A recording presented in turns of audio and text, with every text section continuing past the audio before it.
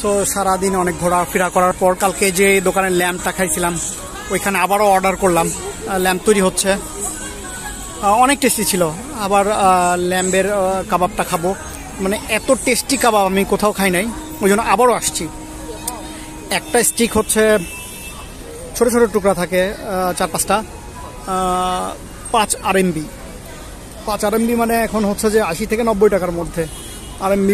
আমি অনেক এক্সপেন্সিভ কিনছি আর কি, ডলার এয়ারপোর্ট থেকে নিয়েছিলাম।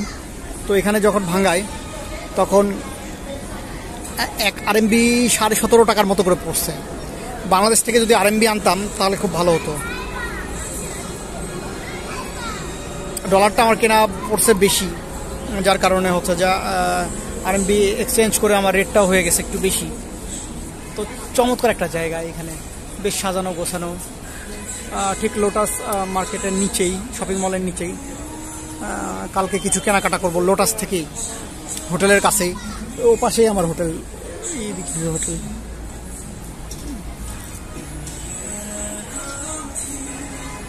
এদের দোকানে, এই যে দোকানে এই যে ও বানাচ্ছে আমার জন্য, বেশ সুন্দর, স্পাইসি এবং টেস্টি।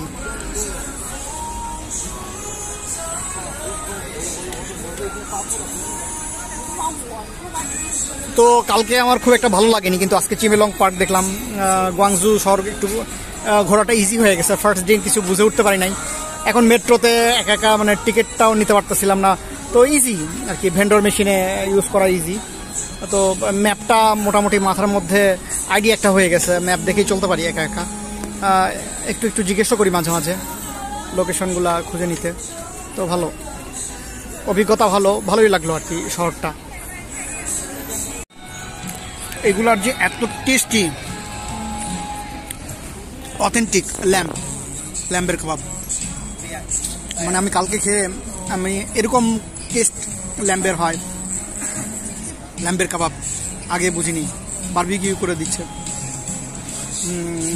কয়লায় পুরায়, এত টেস্টি আগে ভাবিনি। এই যে দোকানটা, ল্যাম্বের ছবিও রাখছে ওরা,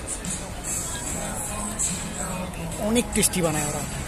আর আজকে একটু স্পাইসি মানে বেশি করে দিতে বলছি, মানে ঝাল একটা ভাব, সো অনেক টেস্টি, অনেক টেস্টি হয়েছে আজকে।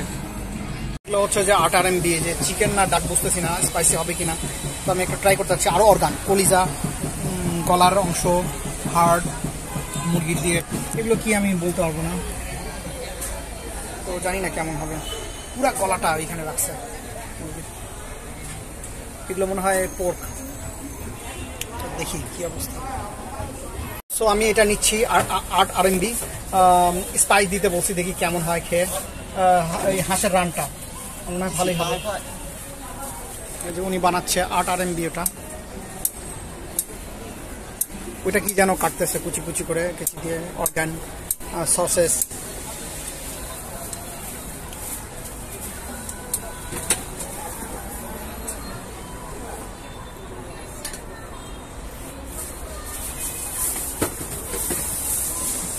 দেখি টেস্ট করে কেমন হয়। হাঁসের মাংস এখানে চায়নাতে বেশ বিখ্যাত। এখন মিষ্টি হলে আমার ভালো লাগবে না, বাট স্পাইসি হলে খুব ভালো লাগবে। সো ফাইনালি 8 RMB দিয়ে পুরো হাঁসের লেগটা কিনে ফেললাম। এখানে বেশ ভালোই হবে আশা করা যায়, অনেক স্পাইস মিশাইছে, সস দিছে একটা। দেখি ট্রাই করে এখন খাবো, অনেক ক্ষুধা লাগছে, দেখি মনে হয় ভালোই হবে। চায়নায় এই হাঁসের রোস্ট এবং হাঁসের মাংসগুলো বেশ বিখ্যাত, অনেক খাওয়া হয়, কিন্তু স্পাইসি হলে ভালো, খাইতে ভালো। কিন্তু আরও যেমনটা ভাবছিলাম স্পাইসি হবে তেমনটা স্পাইসি না, ওর কাছ থেকে আরও মশলা নিয়ে আসবো, মানে মন মতো মশলা হয় নাই, লবণ ঝাল দুইটাই কম, কিন্তু খাইতে ভালো, নিঃসন্দেহে খাইতে ভালো। ওইটা ওই সসটা মিশিয়ে দিলে হয়তো আরও একটু ভালো হবে। তো চাইনিজ খাবারগুলো যেরকম ভাবছিলাম সেরকম না, বেছে বেছে খাইতে পারলে, স্পাইসি দিয়ে খাইতে পারলে, স্পাইস মিশিয়ে খাইতে পারলে ভালো। যেমন এখন অনেক বেশি স্পাইস নেওয়ার পর এটা কিন্তু বেশ টেস্ট লাগতেছে।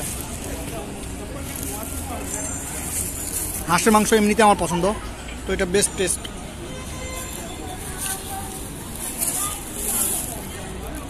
তিনটায় হচ্ছে 10 টাকার হচ্ছে তিনটা। এখানে আমাকে দিলে একটা 3 টাকা দিয়ে একটা, দেখি কেমন হয়। 3 RMB বিক্রি করতেছেন উনি। তো ভালো হবে সল্ট। তো হচ্ছে যে উনি দিলেন, দেখি কেমন হয় খাইতে। একটা 3 RMB বাংলাদেশি টাকায় 45 টাকার মতো আম। খেয়ে দেখলে বুঝবো। How much? One? How much? 4.5 kilo. Huh? 4.5 kilo. 4.5 kilo. No. চায়নার কমলা হয়, মিষ্টি হবে। ইয়েতে ফিলিপাইনে খেয়েছিলাম। হাফ কিলোর দাম মনে হচ্ছে 4, তার মানে হচ্ছে একটা মনে হয় 10 টাকা হইতে পারে, একই ইয়েন দিয়ে হইতে পারে। দেখি। তো আমগুলা কিন্তু মোটামুটি টেস্টি, খুব বেশি টক না, খুব বেশি মিষ্টিও না, খাওয়া যায়। মানে খুব বেশি মিষ্টি না, বাট টক না, যেটা হচ্ছে যে মানে খাইতে ভালোই, খারাপ না।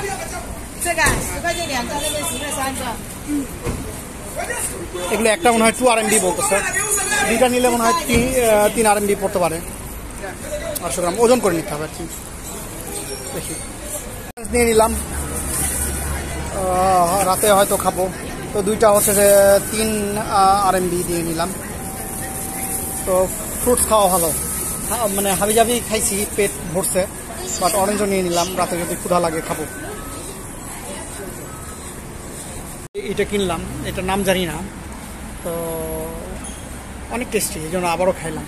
অনেক কিছু খাওয়া হয়ে গেছে অলরেডি, আম খাওয়ার পর পেট মোটামুটি ভরছে। তারপর আরও একটা নিয়ে নিলাম, এটা অনেক টেস্টি, ভিতরে ডিম এবং গরু মাংস দিয়ে বানানো, এই জন্য ভাবছি খেয়ে আর একটা নিয়ে যাব।